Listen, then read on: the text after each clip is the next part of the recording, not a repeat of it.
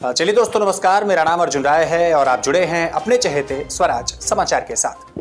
उत्तर प्रदेश में निकाय चुनाव जो 2 चरणों में 4 मई और 11 मई को थे वो क्रमशः समाप्त हो चुके हैं। 13 मई को यथासंभव परिणाम आए और जौनपुर निकाय चुनाव में इस बार बहुत बड़ा बदलाव दिखा है। दरअसल आपको बताते चले कि इस बार बसपा का जनाधार टूटा है। भारतीय जनता पार्टी की मनोरमा मौर्य को इस बार विजय मिली है। लेकिन जरा ये बड़ी कुर्सियों पर बैठे लोगों को छोड़ करके सभासदों के पास चला जाए, उन लोगों के पास चला जाए जो दबे, कुचले, पिछड़े, अनुसूचित और समाज के हर तबके की बात करते हैं, उनके पास चलते हैं। ऐसे ही वार्ड नंबर 6 से एक ऐसे प्रत्याशी प्रतिनिधि के पास हम लोग पहुंचे हैं जिन्होंने जौनपुर में इस बार बतौर निर्दल प्रत्याशी दावेदारी ठोकी और बहुत बड़े अंतर से, या यूं कह सकते हैं कि ऐतिहासिक परिवर्तन करके पूरे नगर निकाय चुनाव में नगर पालिका परिषद में सबसे बड़े अंतर से जीत हासिल की है। सबसे पहले चांद तारा जी के प्रतिनिधि मेरे साथ जुड़े हैं वार्ड नंबर 6 से। आपसे जरा जानना चाहेंगे, बहुत बड़ी जीत है, निश्चित रूप से ये यहाँ जौनपुर निकाय चुनाव के इतिहास में सबसे बड़ी जीत है। आम जनता ने ये जो स्नेह दिया है, आम जनता ने ये जो प्यार दिया है, आम जनता ने ये जो लगाव दिखाया है, उसको आप किस तरीके से धन्यवाद के रूप में ज्ञापित करना चाहेंगे? आपके चैनल के माध्यम से बताना चाहते हैं, जनता ने जो हमको प्यार दिया, सम्मान दिया, प्यार और सम्मान जो दिया है ये बहुत ही ऐतिहासिक और प्यार और सम्मान था। इसके पहले मुझे दावेदारी के रूप में, समाजवादी पार्टी के रूप में टिकट से लड़ने के लिए जनता यही समझती थी कि इनको टिकट मिलेगा और दावेदारी करेंगे। और इसके पूर्व मेरी माता सभासद थी और समाजवादी पार्टी के सिंबल तले लड़ी थी और जनता का यही विश्वास था कि ये समाजवादी पार्टी से सिंबल लेके आएंगे और चुनाव लड़ेंगे। लेकिन क्या साजिशाना हुआ, यहाँ की जौनपुर ज़िले की जो कमेटी बनी टिकट वितरण की, उसमें क्या इन लोगों को मन में चला कि माननीय राष्ट्रीय अध्यक्ष जी का फरमान था कि लखनऊ से फरमान आया था और सभी चैनलों पर चला था, सोशल मीडिया, इलेक्ट्रॉनिक मीडिया में चला कि जो भी सिटिंग सभासद है उसको बिना आवेदन किए टिकट देना है।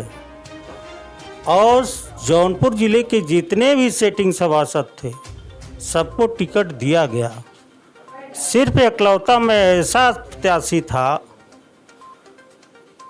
कि मेरे साथ भेदभाव करते हुए अंतिम दौर में जिस दिन नामांकन 17 तारीख को था, 2:40 पर हमको इनकार मिला है कि आपको टिकट नहीं दिया जाएगा। एक मिनट, अब आपको यही रोकते हैं। एक चीज़ आपसे और जानना चाहेंगे। जहां तक मेरी जानकारी है, समाजवादी पार्टी समाजवादी विचारधाराओं पर काम करती है और समाजवादी पार्टी का प्रत्येक कार्यकर्ता समाजवादी सिपाही होता है। वो टिकट चाहे जिस किसी को मिल जाए, लेकिन वो पार्टी की विचारधारा के साथ खड़ा होता है। लेकिन मुझे बताते हुए ये दुख हो चाहे ना हो, लेकिन आप जीते हैं, आपको हर्ष हो रहा है। आपसे जानना चाहूँगा, क्या आपको लगता है क्या कि आपकी निष्ठा में कोई कमी रह गई, आपको टिकट नहीं मिला, या फिर कोई और कारण था जिस वजह से दूसरे किसी को टिकट मिला? और बड़ी अच्छी बात यह है कि आपने उसे परास्त करके सीट हासिल कर ली है। क्या दिक्कत रह गई, क्या कमी रह गई?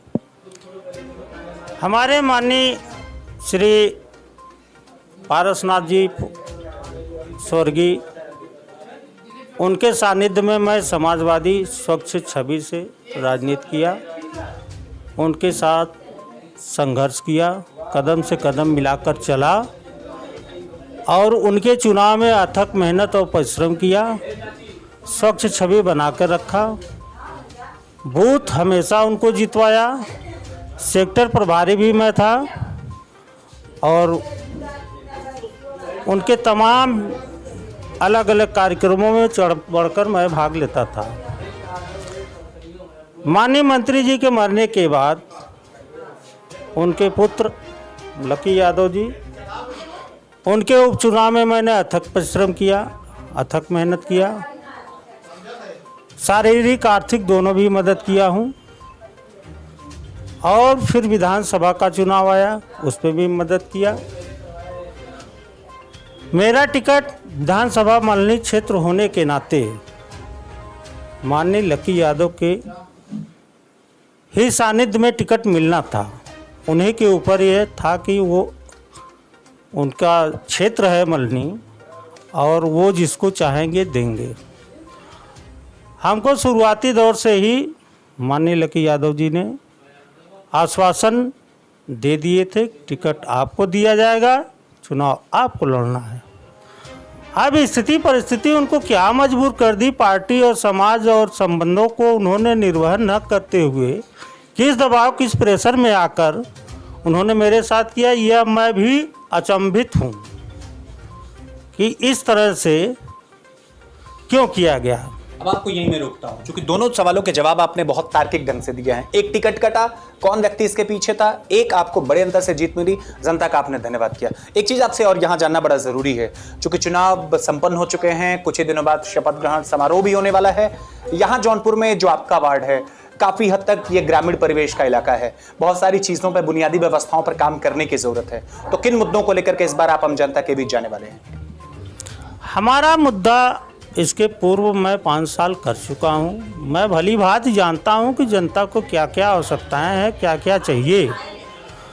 मैंने जनता के बीच में जाकर 5 साल काम किया हूँ, ईमानदारी से काम किया हूँ।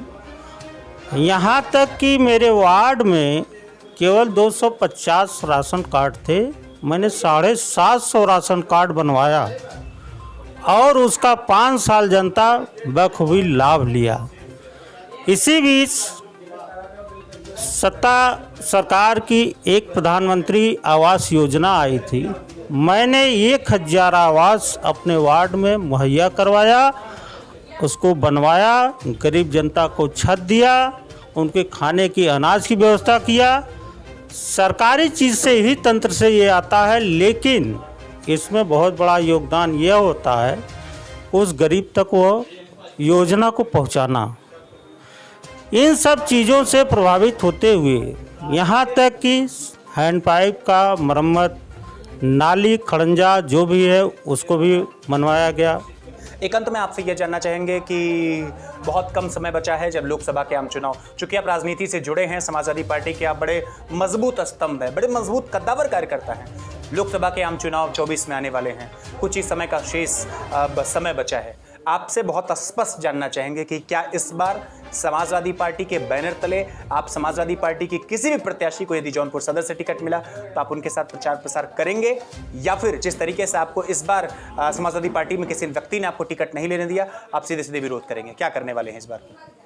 देखिए, समाजवादी पार्टी माननीय राष्ट्रीय अध्यक्ष जी का दिशा निर्देश हुए जो भी है उसका पालन किया जाएगा। मैं समाजवादी हूँ और सच्चा समाजवादी होने के नाते जनता ने हमको खुद ही सच्चा समाजवादी समझकर ही जिताया, और जो नकली समाजवादी थे, जो टिकट पाए थे वो नकली समाजवादी थे, इसलिए जनता ने उनको नकार दिया।